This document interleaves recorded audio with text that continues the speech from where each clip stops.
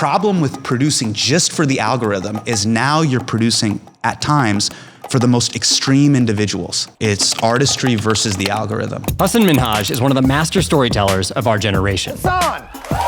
But it didn't happen overnight. 10 years, 1 month, and 9 days of training. I call those years 18 to 30 the dark ages. His early roots on YouTube prepared him for the career that he has today. Shoot the thing, get the thing out, and then rinse, wash, and repeat. After his time on The Daily Show, he got his own series on Netflix that ultimately led to some of the darkest times in his career. Well, Netflix under fire today after its decision to pull an episode of a comedy show that was critical of Crown Prince Mohammed bin Salman, hosted by comic Hasan Minhaj. I was just fighting and clawing for my life. It's over. That dream died. 3 years later, we sat down with Hasan to discuss the release of his newest special, The King's Jester. Likes, comments, retweets, I am trending! This conversation changed the way we think about YouTube, and by the end, we think it'll do the same for you. If the idea is shit, it's never gonna matter. I haven't talked about this, but I'll share it for Colin and Samir because I think the listeners will appreciate it.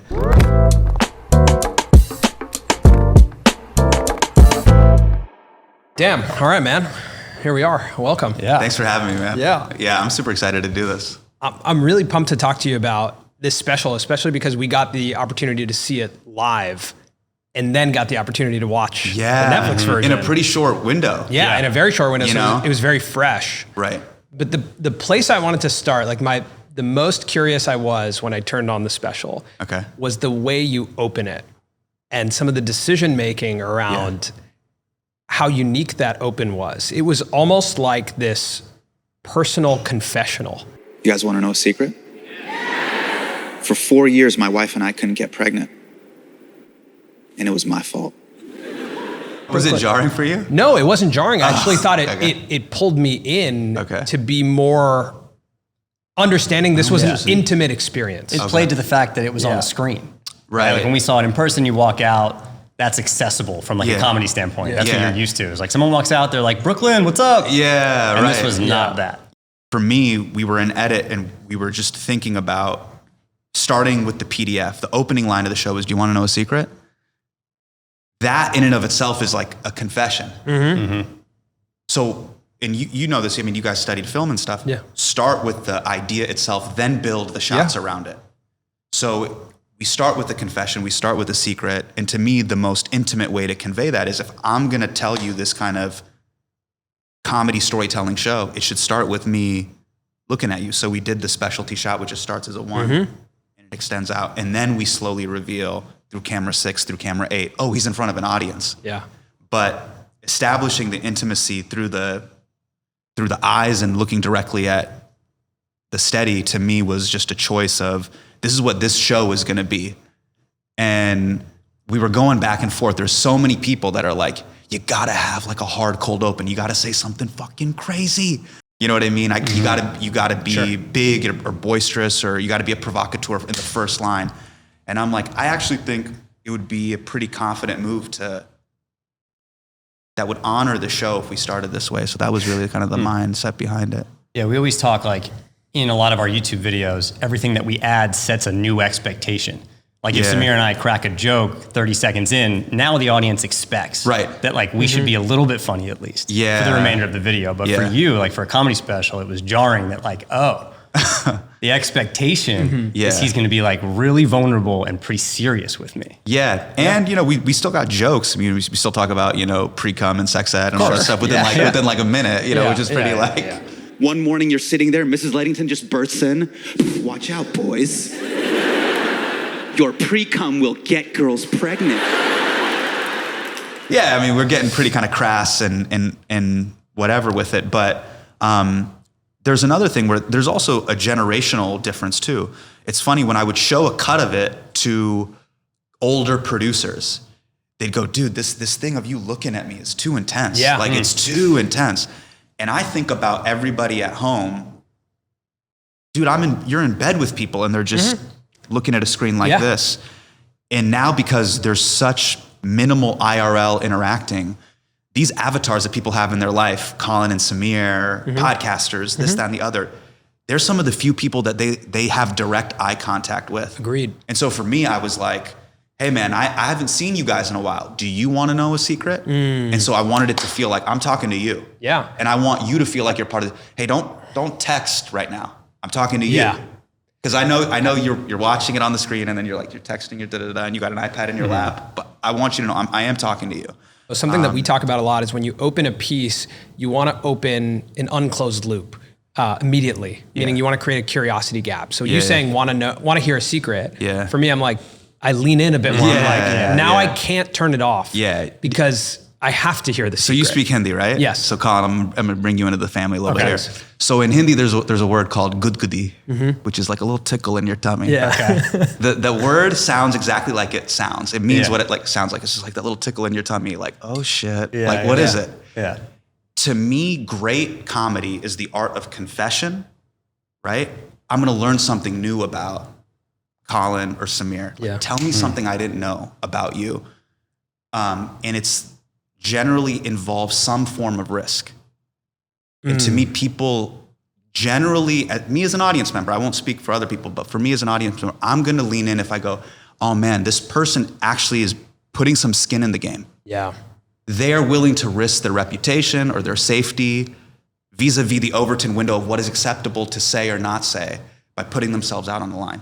So whether that's Gerard with Nathaniel being like, I know it's not popular in my community to talk about this, but I have to come out and be honest. And it's his coming out story. Or Bo Burnham, or, Hannah Gatsby. Even there's been moments I've seen Trevor Noah and Jon Stewart.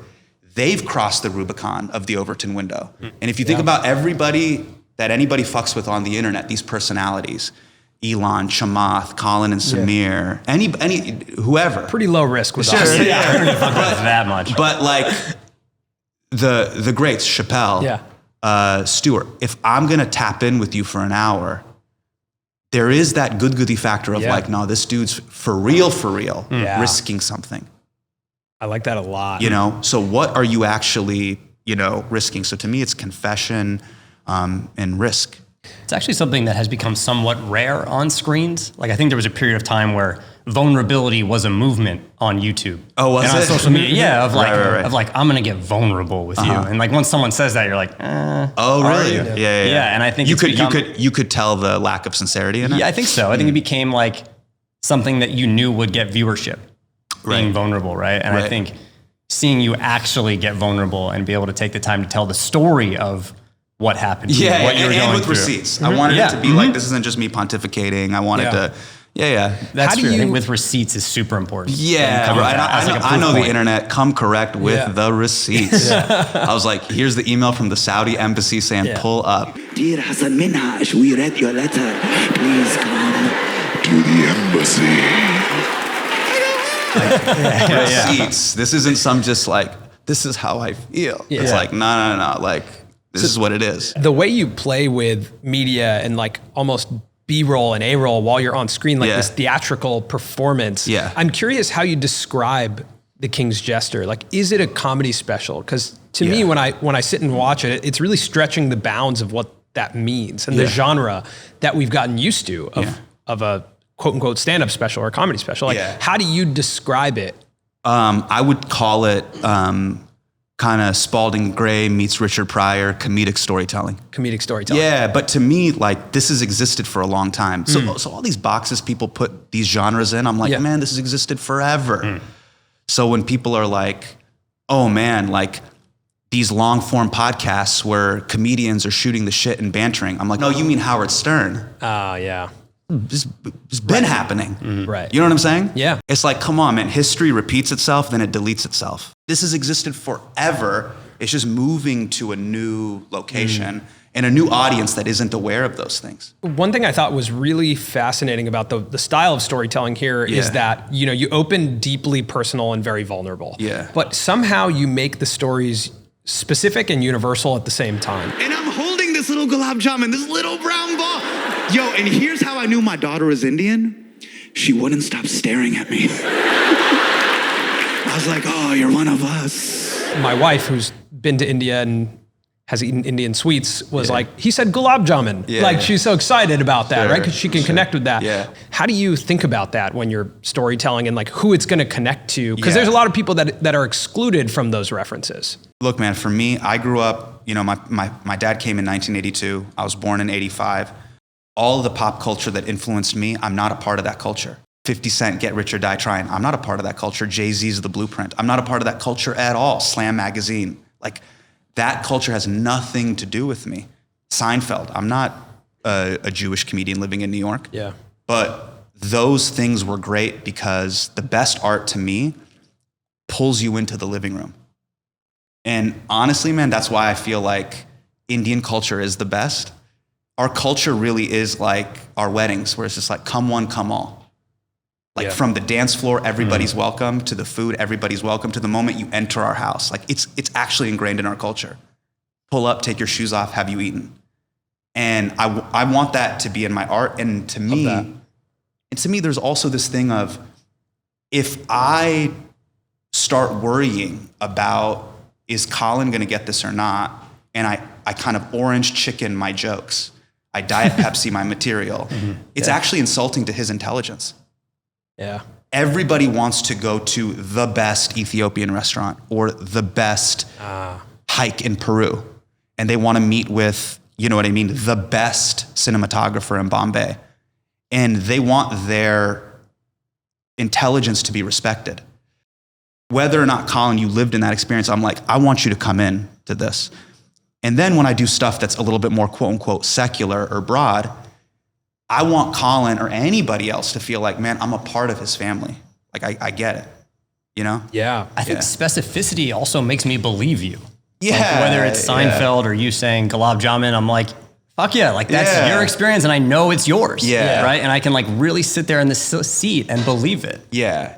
So I've watched kind of your career, because obviously as an Indian American, like you even hear a hint of an Indian American in entertainment and you're like, what's that? You know, I want to know what's going on. I mean, all the way back to Failosophy and like watching that show on MTV. I'm really sorry. Like being actually paid for it on Amazon last night. Oh my God, no. $2.99 for an episode. Hopefully you get a couple, dude, why'd you do that? A royalty from that or something, but just trying to help you out. I get like an 18-cent royalty.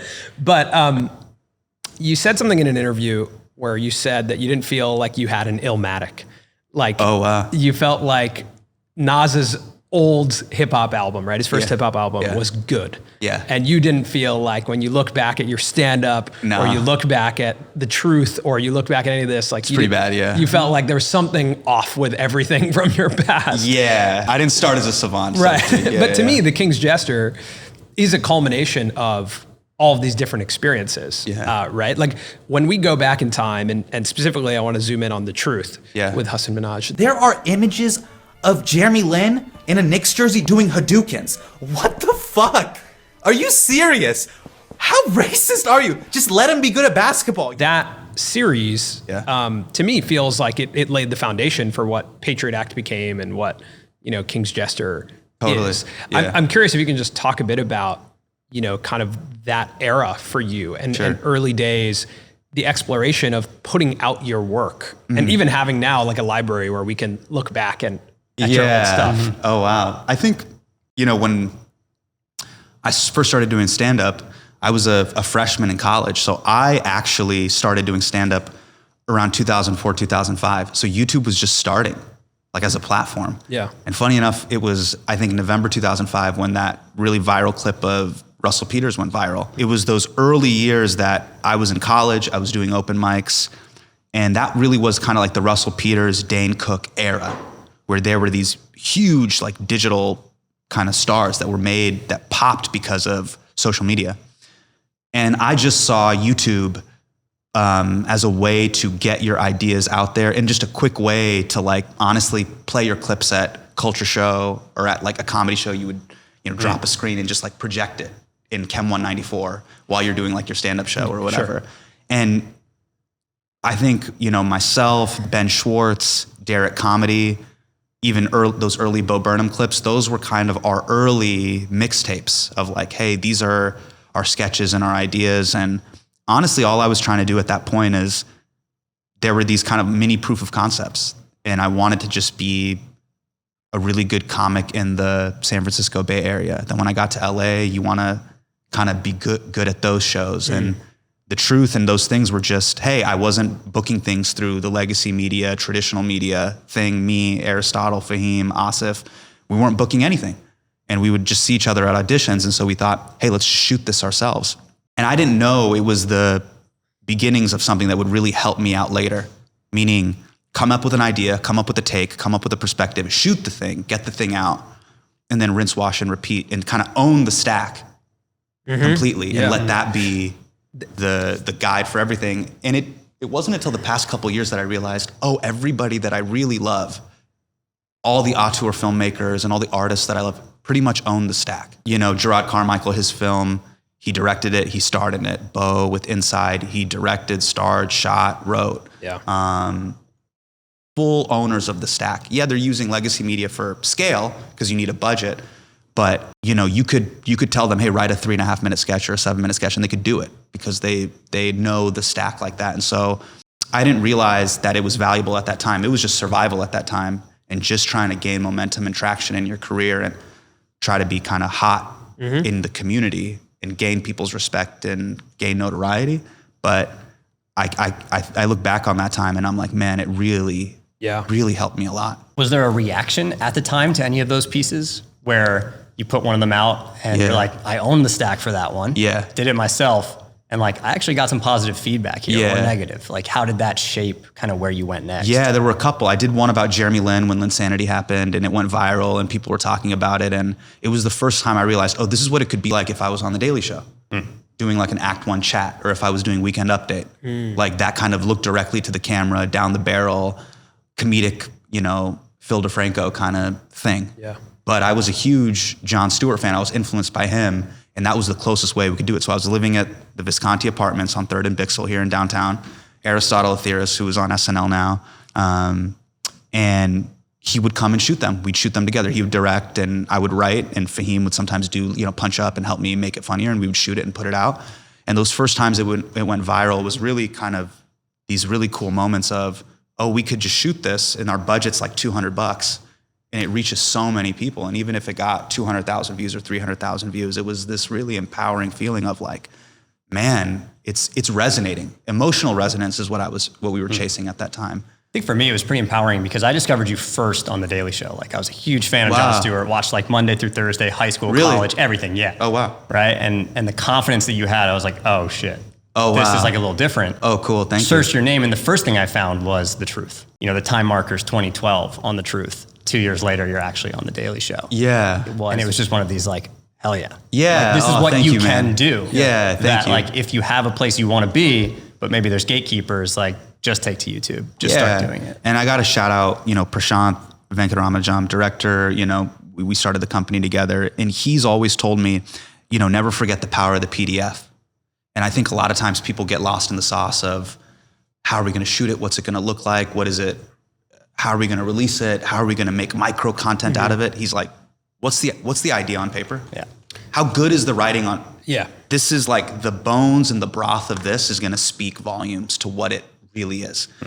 And he's like, don't worry about, are you going to use antique lenses and what the lighting is going to be? If the idea is shit, if the take is garbage, if the actual jokes are whack, it's never going to matter. And, that really gave me like I still use that as like a guiding principle with everything that we do. I always just print out the PDF and I go, hey, just read this real quick. Yeah. And we can scale up from that.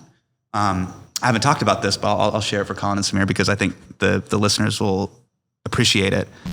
Quick break in the episode to talk about the sponsor, Shopify. Now, if you've purchased anything online, you've most likely purchased from a Shopify store. And that's because millions of businesses use Shopify to power their online stores. Shopify is an easy-to-use, all-in-one commerce platform for anyone who wants to start, grow, or manage a business online. And they really believe in a future where commerce has a lot more voices. So now they're lowering the barrier to entry for people to start selling online with the new Shopify Starter Plan. So this is a $5 plan for a really simple store setup that can get started in minutes. It allows you to sell products across communities and platforms like Facebook, Instagram, TikTok, Spotify, WhatsApp, Etsy. You get it. This starter plan connects really easily with LinkPop, which is what we use and a bunch of other creators use to sell their products on social. So if you have a product that you want to sell online, or you've been exploring having an online store, then go to shopify.com/Colin and Samir starter and get a really simple store set up in minutes. Also, a quick little sneak peek at one of the new items in our new merch drop.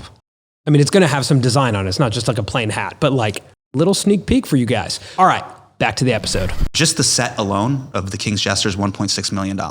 Wow. That I had to pay for. Just be put up the bag. People are like, is that worth it? For me, it was only worth it. And Prashant and I had to sit down. It's like, it's 1.6 out of the Wells Fargo account. Junk. Risk. That's some risk. Risk. Yeah. Just to give you like perspective, the average special, just for like the 8 cameras that you see on Comedy Central HBO, somewhere around 700K. 750, 800, maybe maximum.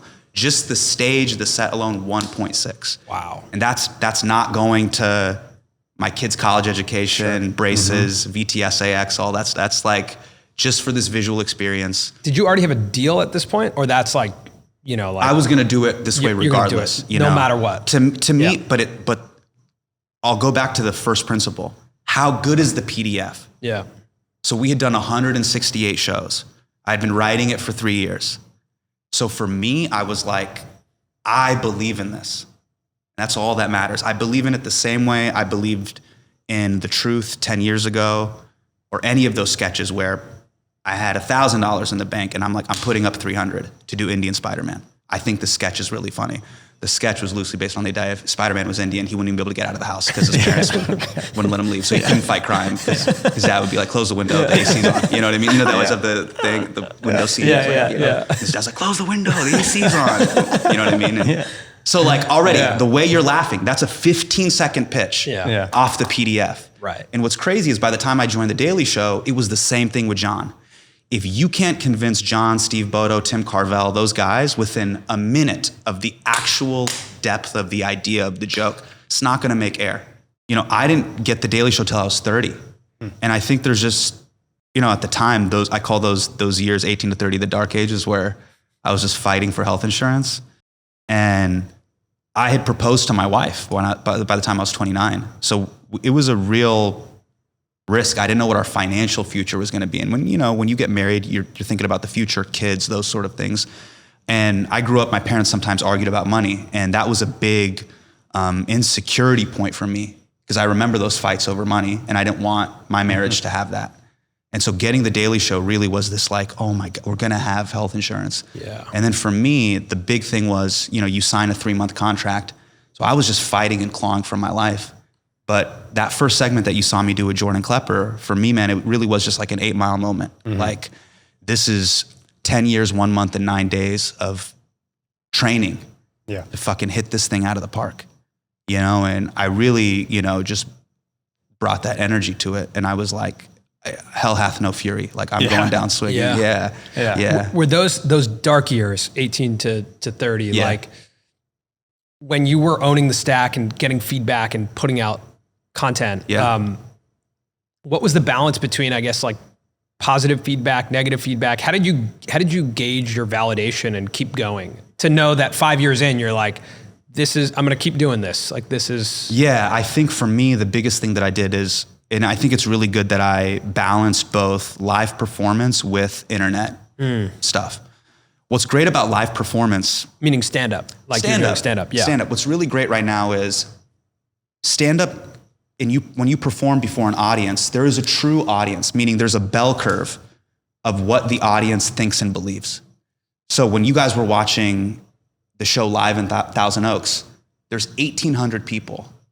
And if you hear the ebbs and the flows of the laughs, there's an aggregate in the middle. There's a true median.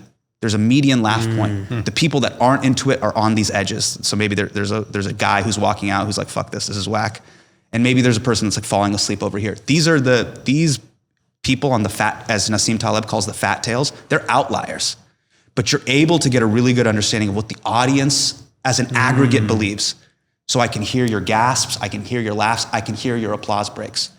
The problem with producing just for the algorithm is now you're producing at times for the most extreme individuals. These lunatics on the edges that have the most extreme positions. Interesting. Yeah. It's almost like the Taliban on the internet. These just fucking rabid lunatics that they're actually the easiest to create for. Exactly. Right? That represent the edge. So the internet has turned it into these individuals with a megaphone that are hijacking the conversation vis-a-vis the quote tweet system on Twitter, which is dunking on people, getting likes. In Hindi, we call it tamasha and hangama, just the spectacle of yelling and wrestling. If you watch Indian news, it's just people, "I fuck you." It's just people yelling at each other. Those people are actually edge cases. They're not the representative of that 1,800. Most people aren't that. And so having that like live IRL check on the work is really important for me, because I don't want to be a person who's servicing these avatars. I want to be like an artist that's actually connecting to people. Wow, that's fascinating to think about algorithmic feedback versus IRL feedback. Yeah. I wanted to talk to you guys about this. It's artistry versus the algorithm. Yeah. And what I mean by artistry is I'm not trying to be pejorative or insulting of like, if you're a vlogger, you're not an artist. No. Let me define artist. An artist has something in their head or their heart that they gotta say, and they wanna get it out, whether or not they have an iPhone or not.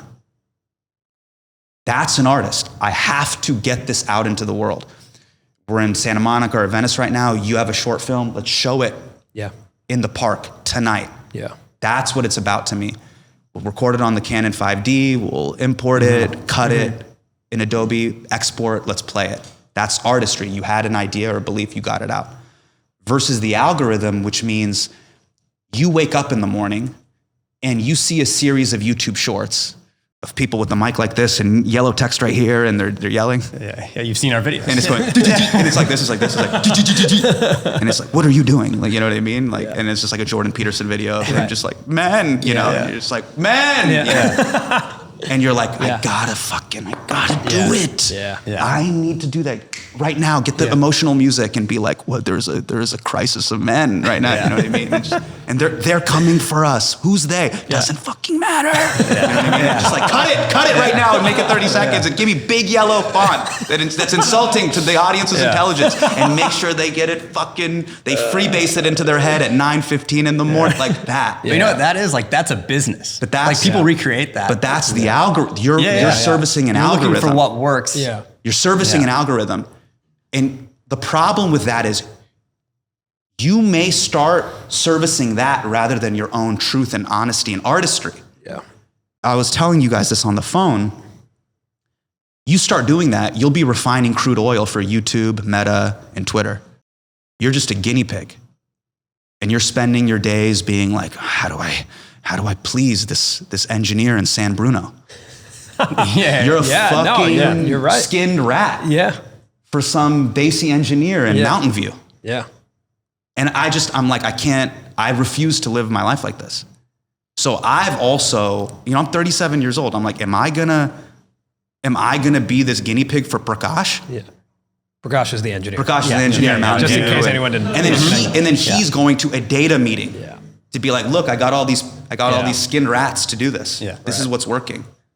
Rather than, being like, hey, let's make the thing in a true, honest place. Let's upload the .mov and let's see what happens. To me, again, it's not perfect. It's not as pure as doing community theater or just doing stand-up in the park. But to me, that is a safer middle ground, I think, for my soul. How do you guys, I actually had a question for you. You guys are doing great online. You guys have been working so hard for so many years. And then this past year, you quickly got on the way to 1 million subscribers. How do you process that? Yeah, so we actually talk about a concept that's very similar to what you just mentioned. We talk about there's a spectrum of artist to distributor. Okay. The artist is exactly what you described. I have something I want to say. I got to get it out. No matter, this has existed forever. Yeah. A distributor is the guy who's deciding we need to make another Spider-Man because that gets butts and seats. Yeah. And we think that, you have to do this job of being an online creator, you have to be somewhere in the middle. You have to have something that you authentically want to say, but you also have to think about it in terms of performance and how it's going to work. Yeah. And I think we've slid on that spectrum at times way too far over to distributor to be like, what's working and let's repeat what's working.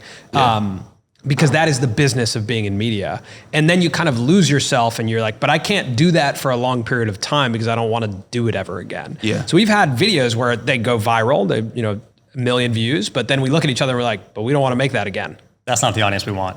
And we don't want to go through that process. Yeah. And so we had to kind of come back to, at the time when we decided to make this show, we had to sit down and say, what could we do for the next 10 years that we're authentically excited about? And it's sitting down with people that we respect and that inspire us. I think I got to give you guys your flowers. I think the fact that you guys have been able to maintain your integrity and be good faith actors and be genuinely curious and honest. That's why I wanted to do this. I'm a genuine fan. You know, I'm a genuine fan. And by the way, there's other people in media. I don't want to paint the media as if everyone's like this. I got to give a shout out to JJ Redick. JJ Redick is also doing that for sports media. If you listen to The Old Man and the Three, so many of those professional athletes don't want to sit down with ESPN First Take because they know you're going to play the Tamasha and Hangama game. You're going to turn this into WWF. Yeah. But you know, Stephen A. Smith is going to be the heel, or I'm going to be, you know, you're going to make this Hulk Hogan versus Yokozuna, and just, we got to do this to get ratings. We're still balancing it though, right? Because like we're building a business. And so there's like, you always can look down a path and say there's a clear roadmap to how this works. And sensationalism is oftentimes the answer.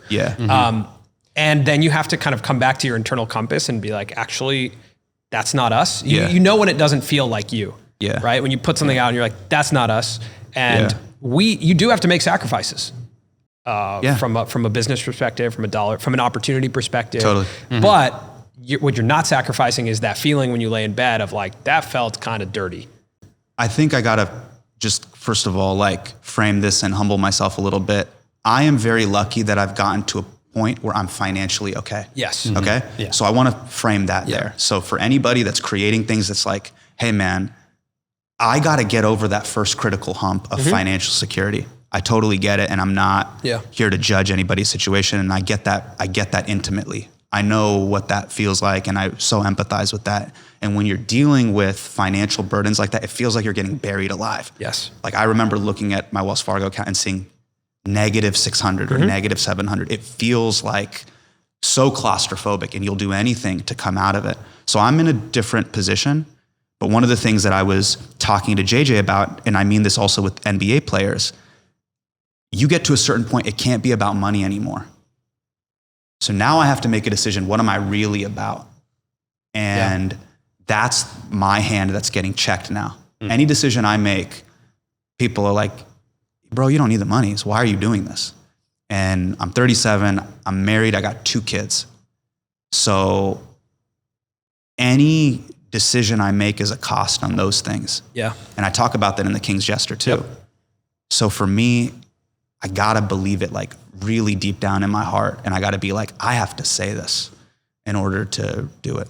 You know? You've also experienced, and you talk about this in the King's Jester, the social media meth. Sure. The cocaine clout. Oh man. The Facebook fentanyl. Yeah. Oh, and once you get a taste of the cocaine clout, oh, the social media meth, the Facebook fentanyl. I had to go harder in the paint. I'll die for these likes. Oh, I know. Let's go after every single dictator in the world. That's an amazing part. You get a sniff of it. It's amazing. I did want to show you this. This was just on that note. Yeah.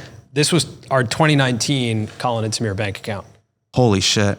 Net income negative $18,887. Fuck, man. It was 2019. I think in a way we were actually fortunate that money was taken out of the equation, because this show was like the lowest common denominator of how we could express ourselves. Yeah. It was literally just like, all right, let's put up cameras, let's talk to people, let's talk to each other. Yeah. Like that we can do. If you don't mind me asking, what was the why that got you through those dark times? So when you wake up on Monday and you guys are talking, what was the why? I reflect on it a lot. Like that time was really hard and weird. Yeah. Because we would just show up and make stuff and somehow get excited in the morning. But I think it was that feeling where we would like get together, have a cup of coffee and be like, dude, what about that? And then we would just make it and we'd like stay up all night. It was so irrational. Like in a way you look back and you're like, how are we it was unreasonable spending that amount of time? It was completely unreasonable. Like my parents, my girlfriend at the time, like I give them a lot of credit for looking at us for 5 years where that was our reality for a really long time. Yeah. There was a year where our entire business's income was $30,000. Yeah. And you have 2 guys who live in Los Angeles. You know what's funny though? When you guys were in 2019, during going through what was your dark ages, I remember you guys would comment on some of my stuff. Yeah. And I remember clicking and watching your guys' stuff and I go, I really like these guys. Oh, interesting. Wow. I really like the work you're doing.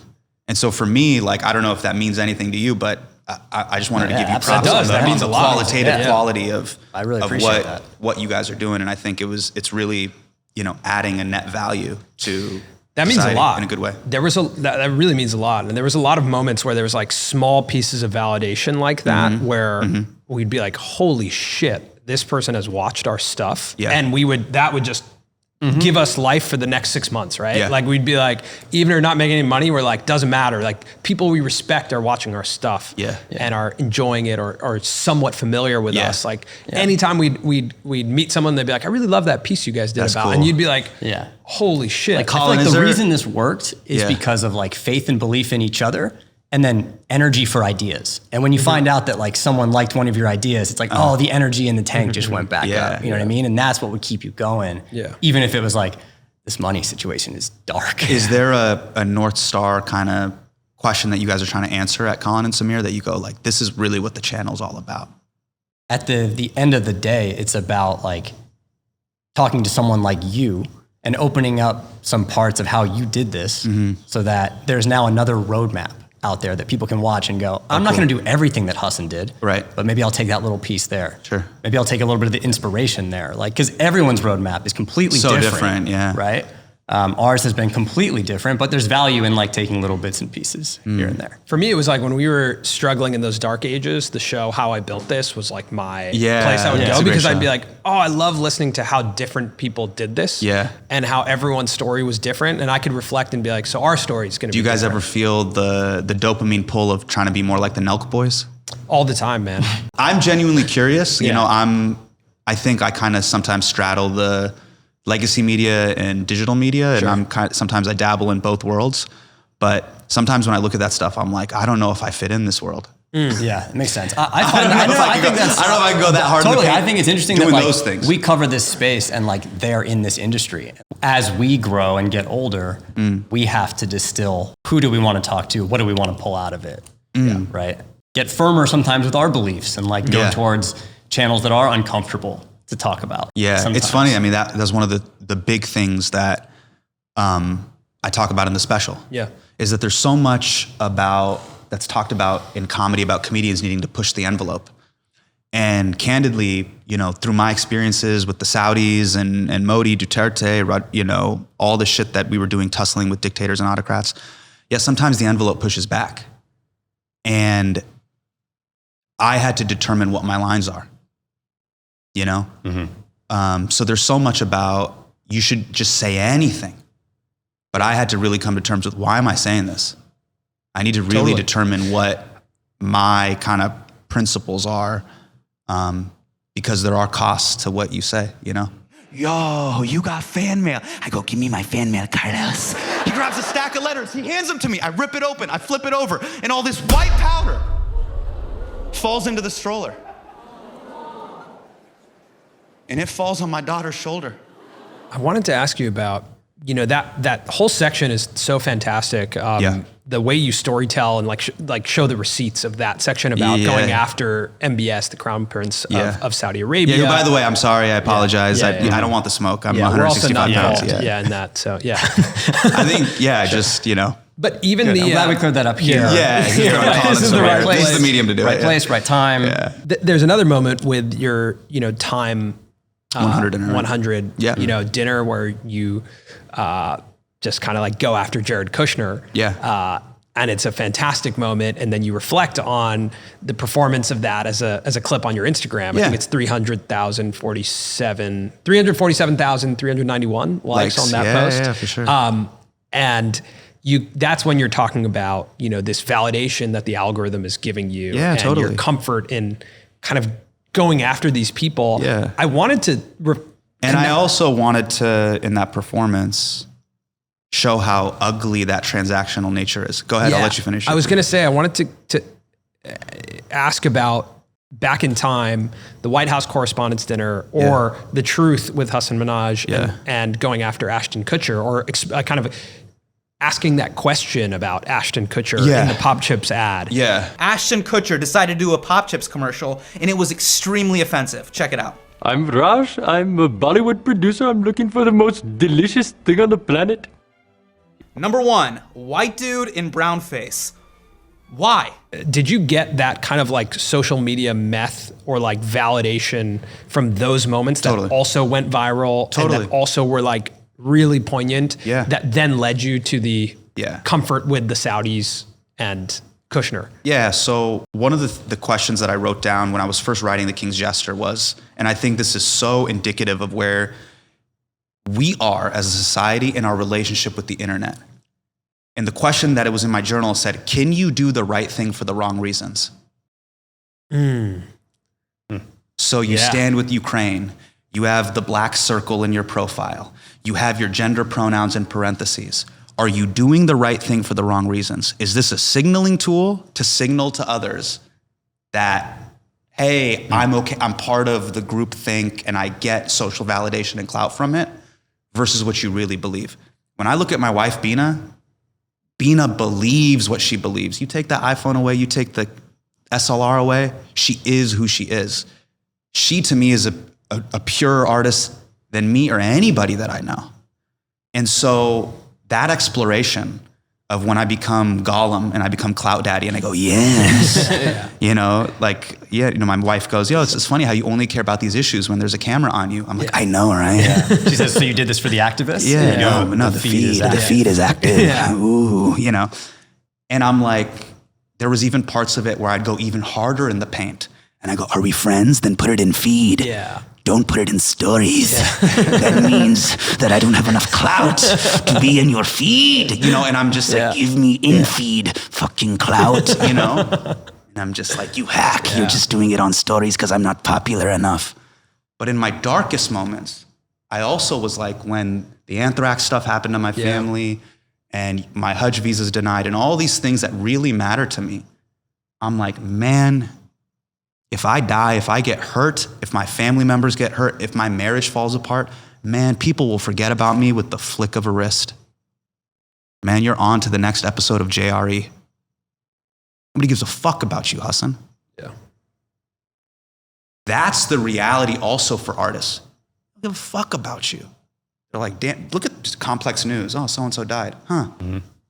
Flick. Yeah. Emma Chamberlain's back on the internet. Like, you have to deal with that was existential reality. You know what I mean? Like, I could have died bum rushing the Saudi embassy, and then the next thing would have been like, Ariana Grande says Pete Davidson has a massive dong. And that would have gotten more attention and more whatever. Yeah. And then I have to look back on myself. More attention? What the fuck does that even mean? Yeah. What are you talking about, bro? Like, your marriage is falling apart. The fuck you talking about attention? You've lost the plot. So that is also a thing that I'm, acutely aware of. And I think all of us kind of creatives and artists have to deal with this really weird thing of who you are and, man, you've fallen off. And there's this thing of like, did I die? Mm-hmm. Yo, did I die? Tyler Babin's going through this. He was creative at Gary. Can I tell the story? Yeah. He was creative at Gary, so with Gary Vee, and he's doing daily content and doing, stuff for the gram and Reels and TikTok and all this sort of stuff.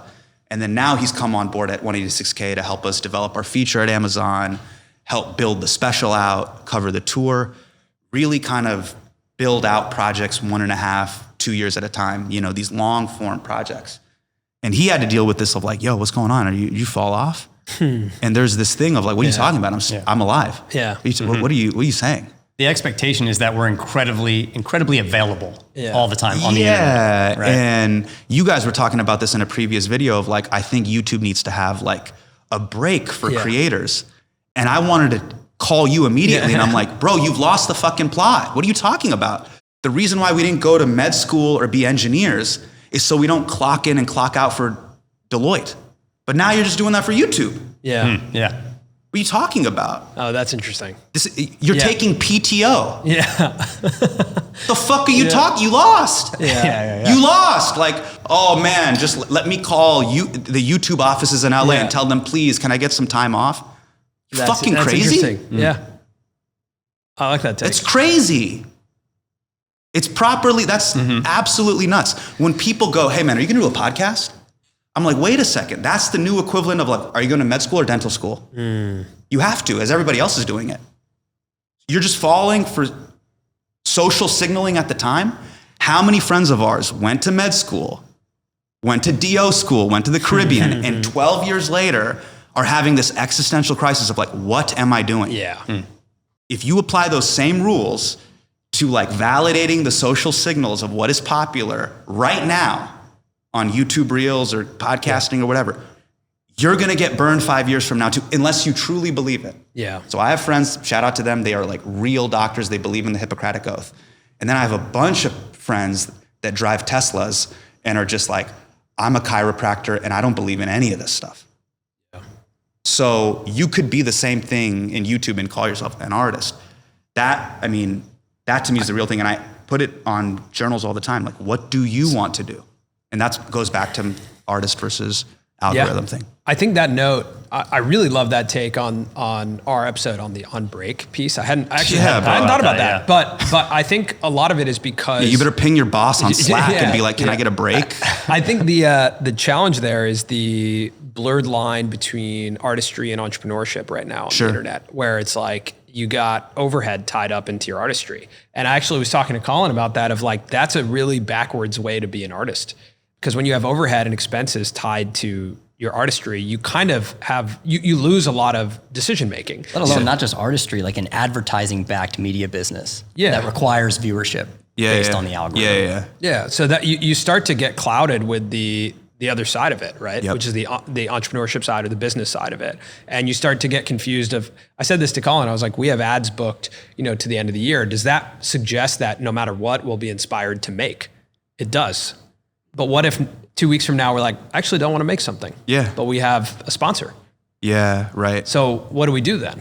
Right. And so I think that's, for us, this happened in a pretty short window of going from net income being negative, 18,000 to having a team and having an office. And I think we're actually now just coming back down from that and being like, it's outside of just the social media met. There's also the business side of it where it's like, oh, holy shit, I'm making money from this for the first time. Yep. Like real money for the first time. Yep. And that, I think, especially for me growing up how I did, where the dinner table conversation is exclusively about money, basically. Wow. Like you live in this scarcity mindset where for the first time when there's money, you're like, I got to do anything and everything to keep collecting this. Sure. And I think that's something that I'm reflecting on now and recognizing like, that's when it feels uncomfortable to tie your artistry to that feeling of scarcity. Yep. Because now you're making decisions in a completely different, with a completely different lens. Yeah. And by the way, I'm not immune to that either. Like, I'll get a call, go do this game show, we'll give you a bag, go do this, you'll get a bag, go perform in this country, you'll get a bag. And all the OGs, the Jedi that I call, the first thing they'll ask me is like, but why are you doing the gig? Do you need the money? If they go, if you need the money, then go do it. Go do what you got to do. There's no judgment there. You can go do the Pizza Hut commercial or the Samsung Galaxy 5, Verizon 5G commercial. It's the Samsung Galaxy Z Fold 3 by Verizon 5G. I don't know if you know this, but it's the fastest 5G that's out there right there in the country. You can stream game on the go. Now, you may... That was right. You may that's exactly not need that bag. Yeah.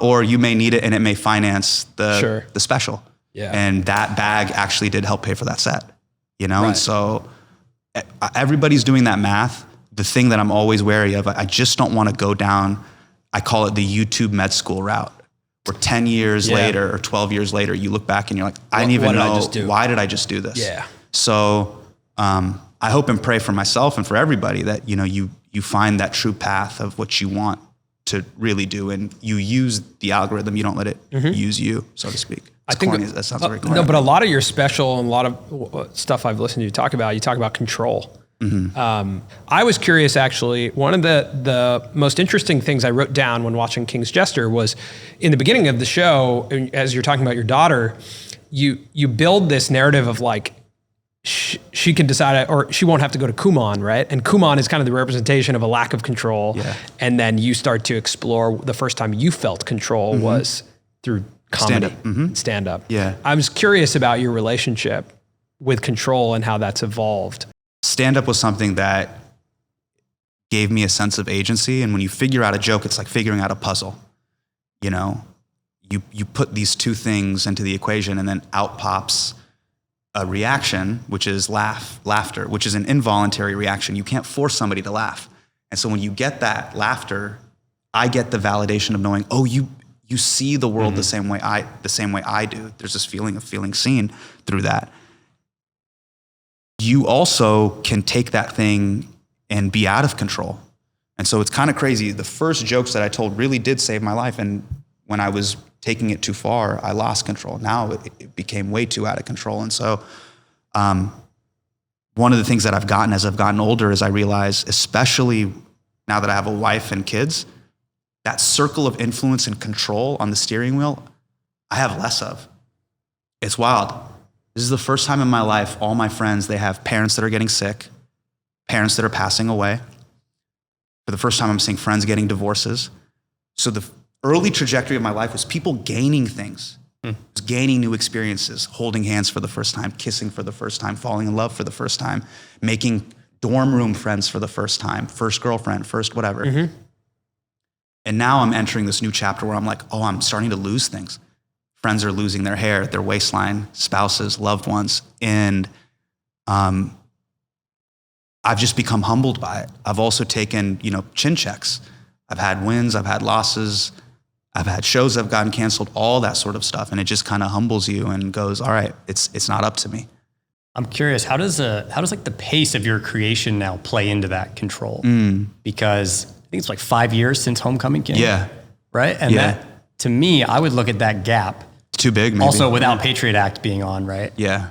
Putting a lot of pressure on King's Jester. Right. And for us, like, we get to put out a video every week. Yeah. We give up some control, right, because of that pace. Yeah. But we also gain control to like make adjustments and keep moving. But for you, what's the give and take? What do you gain? What do you give up when your pace is that sort of like I think it's far the apart? scale and the size of the idea. So if you want to do a movie and your budget is anywhere between $5 to $30 million, just to get capital, get in pre-production, edit, shoot, mix, master, it's going to take you 1.5 to 2 years. Some movies take 5 years. That's even longer, sometimes 10, just to get everything in order. That's a trade-off. The upside cost is deep emotional resonance. So you can't compare, it's apples and oranges. You can't compare Top Gun, Maverick to a podcast episode. They're different things. And it goes back to what we were talking about in the middle of the episode and what I wrote down here. What do you want to do? And then you have to build a series of decisions around that. So for this feature that we're about to do for the culture with Amazon, that's going to be 2 years of our life. We got to go cast. We got to go get the music. I got to go fly to India, get a music director. I got to go do this. I got to go get a choreographer. All these things need to be done. It's going to be a 2-year journey. And I have to have the confidence and belief in myself. That's the check. Every morning I'm getting checked. I'm like, maybe I should do this other thing. If I believe in this idea so much that I'm going to continue on this path and hope that it translates and resonates, because it's more honest than me following the social pressure of going to YouTube dental school. I mean, for real talk. I can't get that out of my head now. Real talk. Yeah. That's the thing of just everybody else is doing this. But the why I want to do for the culture, because I've never seen a movie like that before, is bigger than the why of I should do a podcast because all my other friends are doing podcasts or celebrities are getting paid out to do podcasts. That's not a good why to me. Yeah. So that's that. Look, I'm going to ask you guys a question because I have to humble myself before the audience. It's not my choice. The people in the comments, the people that watch this stuff, I don't know. I don't know if the decision I made is the right decision. I don't know. I hope it resonates. I hope people find value in it. I hope people think the special is special, or they might be like, I don't think so. I have to humble myself to the audience too. I love, just to go back to what you said earlier about like kind of the center of the bell curve. Yeah. Because for me, watching Homecoming King Yeah. and watching King's Jester, Yeah. like when I step away, those have profoundly impacted my perspective. Wow. And the difference that it's made me think about when we walked out of seeing it live, for me, I felt like asking myself the question of like, have I made anything like that? Or, Wow, or am I thinking constantly about tomorrow's post, right? And I think that as we're like, this is a very fresh, even though we've been making YouTube videos for 10 years, this is a very fresh level of, success we're having right now. Yeah, sure. And so it's an evaluation period of like, how deep do we want to go down this path? And we talk about it a lot because I think you do have to get to a place of financial stability to have that conversation. Yeah. To say, now what do I want to do with this? And walking out And of, may I give just some advice? If there's anybody that's a creator, keep your burn low. So I still keep my 100%. burn low. Like Yeah. we leased our Honda Odyssey. Shout out to White Plains Honda. Hell yeah. Lease payment is $538 a month. That shit's going back after 3 years. So we still lease the Honda. Yeah. We rent. I don't own my house. We rent still. And what I do is I keep that capital available for 186K. And the capital that we have available allows me to have Tyler, PV, we have a full-time team, and we're able to move quickly and nimbly on an opportunity. And if we need to put up the capital or the bag to do a co-pro deal on a movie, we can. I'm not gonna lie though. I mean, again, I'm just as vulnerable as anybody else when I go to those Architectural Digest YouTube videos and it's like, hi, I'm Dakota Johnson and welcome to my airy Palm Springs home. And I'm like, fuck, I have to give Richard the landlord our rent this month.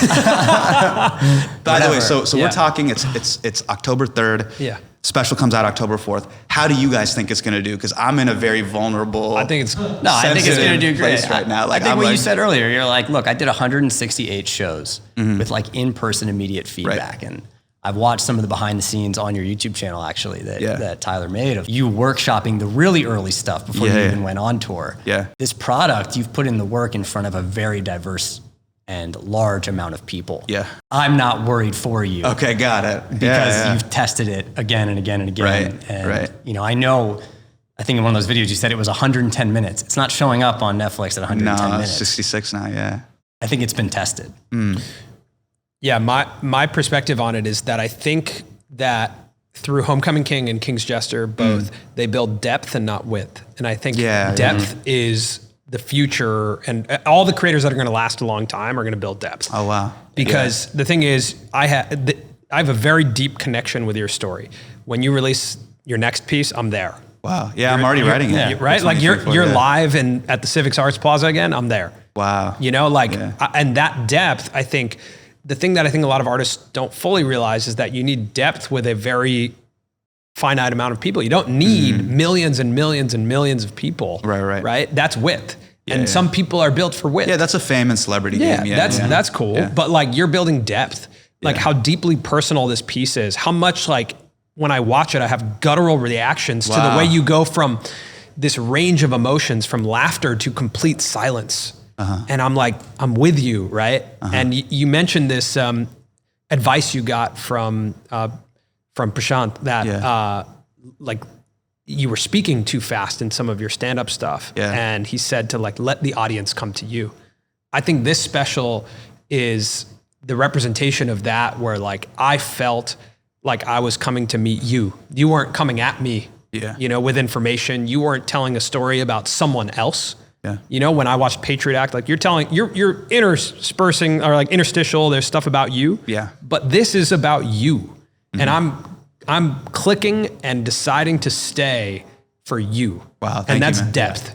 And so that's my perspective on the King's Jester is like, I don't think this should be gauged from a success perspective on how many people watch it, but on the impact you have on the people who do watch it. Thank you. Yeah. I agree with that. I think it's so personal that what you're making can only be made by you. Yes. Right? And that's so interesting. Whereas like you mentioned like Top Gun Maverick, like Miles Teller's in it, but if it was someone else, I would still watch it. Right. Different mediums. Right. But like you're creating something so deeply personal that like if I make it through the full special and I enjoyed it, it's like, I'm not going to forget that hour plus I just spent with him. It's human. I hope so. And there's when we were in edit, Tyler and PV and I were in the edit for almost 2.5 months, just editing it and picking our select shots and all that stuff and doing roto on certain things and getting Ludwig Göransson to come in and compose music for it. And in the worst moments, there were these moments where I'm like, man, am I an author writing books in like a digital age? Is this a thing that people don't want or care for anymore? And I remember Prashant told me after we were like in edit till like 2 or 3 o'clock in the morning. And he was like, man, if you wanted to like live your life determining what the audience wanted, you and I should have just been executives, where we're just these kind of creative VCs of like, that seems like a good idea. That seems like it's a good idea. He's like, we're on the other side of it because we have something to say. So the tension he's always reminding me of is like, don't just always be a network studio exec to your creative process. Try to keep that channel open and pure. And one of my favorite scenes in Genius, the Kanye doc, is when Pharrell listens to Through the Wire with Kanye and was like, man, just keep that channel open of like that thing you really want to say. Yeah. And if that thing I want to say, it happens to hit at a moment like the White House Correspondents' Dinner or Homecoming King or whatever, and it happens to match up with what the audience wants, great. If not, just keep your burn low enough that you can still do this for another 40 years. I love that. I think the thing that I really respect about you is that you're not for everybody. You know? Wow. And I think that maybe you don't, maybe you feel differently, but like I am very concerned about not like being for everybody, that anyone can come across something and be like, oh, I'm into this. But you are very much not for everybody. Like there's times where after Homecoming King where I talked about your special in a group and there's some people who are like, I don't like that guy. He talks too fast. You know, I don't like his style. He's too aggressive. And I'm like trying to argue on your behalf. Oh, right? Thank you. No, but I'm saying like, I was the one arguing. It was Colin. I was like, I don't get this guy. Honestly, I can't even. But when you have that, like when you're not for everybody, you build again depth and passion with the people you are for. Sure. And I think that's the what builds longevity in this career, in my opinion. I'm curious your perspective on how the regular output of specifically comedy has impacted the landscape of comedy. Where, you know, you mentioned Tim Dillon, you mentioned Andrew Schultz. Oh, great. You know, Bert Kreischer, Norman, Morrill, like the list goes on and on. Output is wild. Yeah, right? it's like great. You know, but Schultz puts out Infamous in this crazy way. Yeah, it's great. It's amazing how he did that. And at the same time, you guys kind of gave him some advice. We gave him some advice what a moment, on that. right? Yeah, that was really fun. Yeah. I mean, that was super fun. And like Schultz and I talk all the time. Yeah.